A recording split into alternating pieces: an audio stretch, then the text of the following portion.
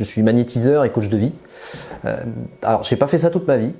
J'ai eu une carrière professionnelle avant ça. J'ai fait une école supérieure de commerce. Et puis après, je suis parti en Ille-et-Vilaine et Loire-Atlantique où j'ai fait plusieurs postes, plusieurs boulots. Alors dans le métier essentiellement du commerce et de la communication. Et puis il y a quelques années, on a fait un choix avec ma compagne de revenir vivre dans le Finistère. Et c'est là que il y a un basculement qui s'est produit. Quand on est revenu, ma compagne était enceinte de notre deuxième enfant. Puis à ce moment-là, j'ai commencé à pas aller très bien. Ça a commencé avec beaucoup d'anxiété. Au début, je mettais ça sur le compte du nouveau boulot, poste à responsabilité. Mais plus profondément, il y avait quelque chose qui allait pas. Mais bon, c'était la vie qui me faisait des appels de phare. Et je me souviens, mon fils est né et tout de suite, ça allait beaucoup mieux. Sauf que quelques mois après, j'ai recommencé à faire des insomnies, des crises d'anxiété. Et un jour, ma maman me dit d'aller voir un magnétiseur sur Quimper. Et j'ai passé 2 heures avec ce monsieur. Et ça a été pour moi assez perturbant.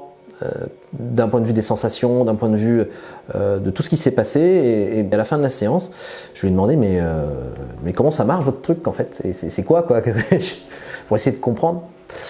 Et là il m'a regardé, je me rappelle, il avait un regard très profond et il me transperce quoi. Et il me dit je sais pas, j'ai toujours eu ça, mais il me dit comme toi tu l'as.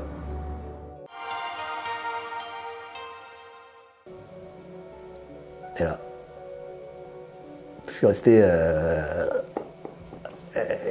d'accord. Et 48 heures après, je me souviens, mon fils était un nourrisson, quoi. Il était tout petit, il avait quelques mois à peine.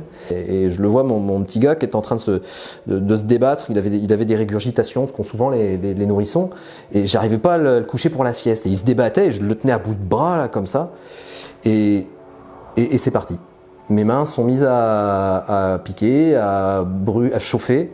Et en 5 minutes, je contrôlais pas ce qui se passait. Et en 5 minutes, mon petit gars, là, il s'est endormi quoi, dans mes mains comme ça. Et je l'ai posé dans son lit. Et je suis descendu. Je me suis affalé dans le canapé et j'étais épuisé. Donc j'ai rappelé mon magnétiseur là, et il a rigolé au téléphone.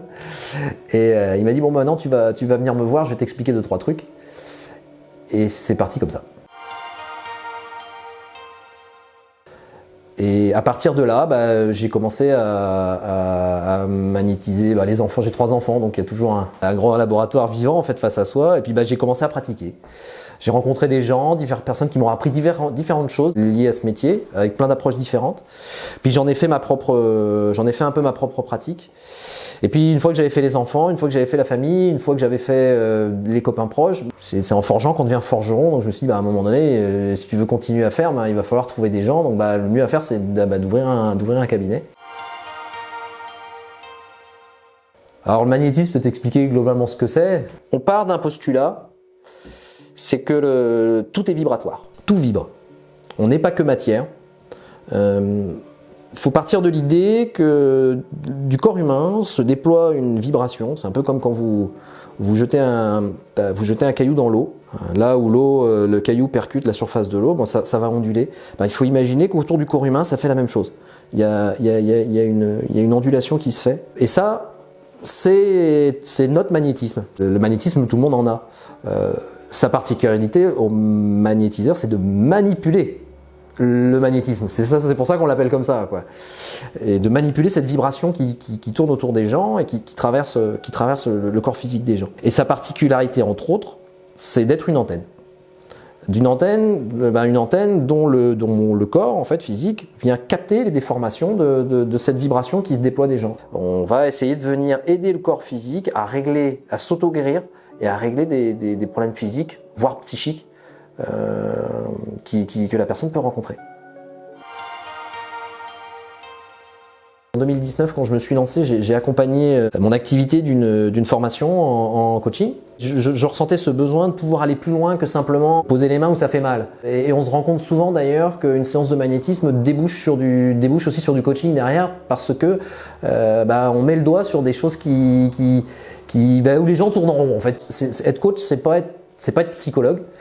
on ne s'intéresse pas forcément au pourquoi du problème, on va plutôt aller dans le comment. Voilà, j'ai un côté très systémique et très pratique, c'est-à-dire que j'ai un souci, ouais, la source, oui, elle est ce qu'elle est, on va pas faire 10 ans d'accompagnement pour ça, c'est plutôt le rôle d'un psychologue. Moi en tant que coach, mon travail c'est de mettre en lumière les choses, de créer des prises de conscience et derrière d'amener qu'est-ce qu'ils peuvent faire avec leur matériel qui existe.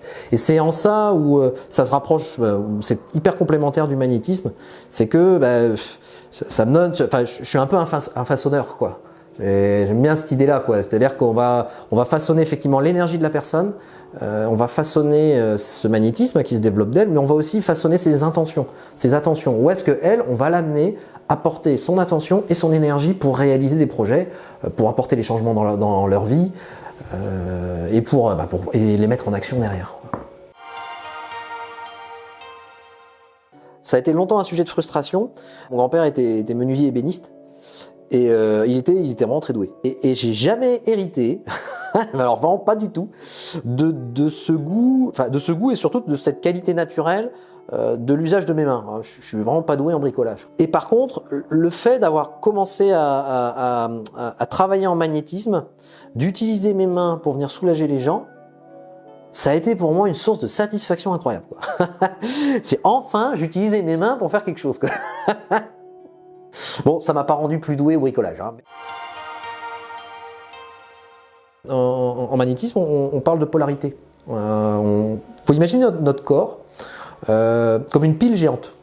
Alors, faut t'imaginer ça, et t'as la borne plus et t'as la borne moins. Les deux sont nécessaires, et notre corps fonctionne comme ça. Et selon les gens, les polarités sont différentes. Alors moi, avec ma main droite, on va plutôt stimuler une zone qui est un peu faible, et avec la main gauche, on va soulager quoi. Mais ce qui est extraordinaire, c'est de réussir à amener les gens à faire le lien entre le problème physique ou psychique qu'ils rencontrent et effectivement un blocage qu'ils ont dans leur vie. C'est de réussir à faire le lien entre les deux et aussi leur faire prendre conscience qu'ils ont en main toutes les clés pour aller au-delà. Et ça rejoint un peu ce qui est mon truc finalement, un peu ma raison d'être dans tout ça. C'est remettre de la lumière où il n'y en a plus. Et quand on remet de la lumière, on remet de la santé. Quand on remet de la lumière, on met de la conscience. Donc on met de la conscience, donc déjà mettre de la conscience, ne serait-ce que ça, c'est un premier pas pour se dire reconnaître ce qui ne va pas. En tout cas quelque chose qui bouge. Je dis pas forcément tout de suite une amélioration, mais quelque chose qui bouge. Un premier pas, on ne sait jamais où ça nous mène, mais en tout cas ça nous sort de là où on est. Ça j'en suis à peu près sûr. Alors, j'ai beaucoup de gens qui viennent avec des situations professionnelles où ils se sentent pas bien et ainsi de suite. Je dis toujours, avant de dire que c'est votre boulot qui pose un problème, regardez d'abord vous, comment vous le pratiquez et ce que vous pouvez changer dans la façon dont vous le pratiquez avant de vous dire le boulot je le lâche quoi. Si vous changez les ingrédients dans votre boulot et que vous n'arrivez pas et que ça s'améliore pas, c'est peut-être effectivement que votre boulot pose un problème. Mais il y a tout un processus et que la vie, le changement, c'est un processus. Il y a des étapes. Le changement, il faut d'abord être conscient d'une chose, c'est que le changement, c'est naturel. C'est le fait de ne pas changer qui ne l'est pas. Ça c'est un truc qui est pour moi évident. C'est comme l'énergie en magnétisme, hein. On le voit bien, moi quand je passe les mains au-dessus des gens, les zones où ça ne circule pas, c'est là qu'il y a un problème, quoi. Donc dans la vie, quand nos situations ne bougent pas, c'est qu'il y a un problème, quoi. C'est que c'est pas naturel, il y a quelque chose qui bloque. J'aime bien amener les gens à regarder l'énergie qu'ils mettent à freiner le changement. C'est-à-dire que on met beaucoup d'énergie à pas changer, quoi, à faire en sorte que ça reste pareil, même si ça nous convient pas, parce que pour le coup c'est une mécanique du cerveau, hein. C'est rassurant, on survit, donc la situation est telle quelle, je suis pas mort, donc je survis, donc j'ai pas de raison de changer, mais sauf qu'on n'est pas bien, quoi. Et on n'est pas sur Terre pour être mal, on est sur Terre pour être bien et puis donner la pleine puissance de son potentiel. Donc une fois qu'on a compris ça, que le changement est naturel, que naturellement notre cerveau, notre esprit de survie, il a tendance à se dire ah non, faut pas que je change. Donc une fois qu'on a compris ça, on regarde quelle énergie on met à pas changer et on cherche les ingrédients qu'on peut faire. Et la troisième, de se dire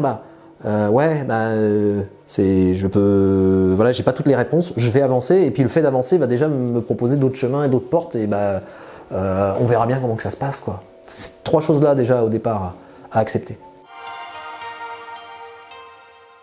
Beaucoup de personnes sont surpris d'ailleurs quand ils viennent me voir. Je leur parle parfois de lignée familiale. Il faut avoir conscience que finalement on est peu de choses. On est peu de choses et que on porte aussi les mémoires énergétiques de nos familles, de ce qui a pu leur arriver. On est aussi porteur de parfois des chocs émotionnels que nos ancêtres ont pu vivre. Et parfois ça remonte à loin. Oh là là, ça remonte pas à papy mamie, ça remonte parfois beaucoup plus loin que ça. Ça se passe jamais exactement de la même façon que l'ancêtre, mais il y a un truc quand même qui fait que ça tourne quand même un peu pareil, quoi, et que ça ressemble, quoi, et qu'on vit les choses de la même manière, et qu'on vit les choses de cette manière-là. C'est aussi une certaine approche des choses.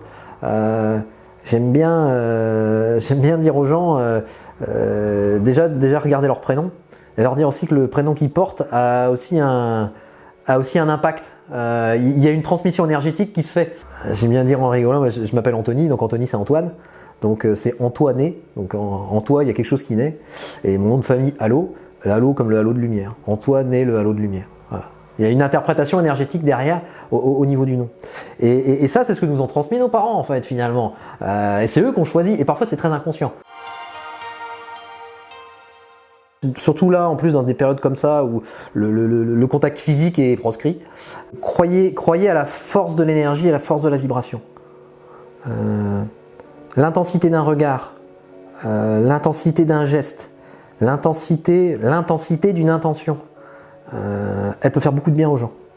Et que, je vais reprendre mon analogie de la lumière tout à l'heure, je disais, j'aime bien mettre de la lumière là où il n'y en a plus,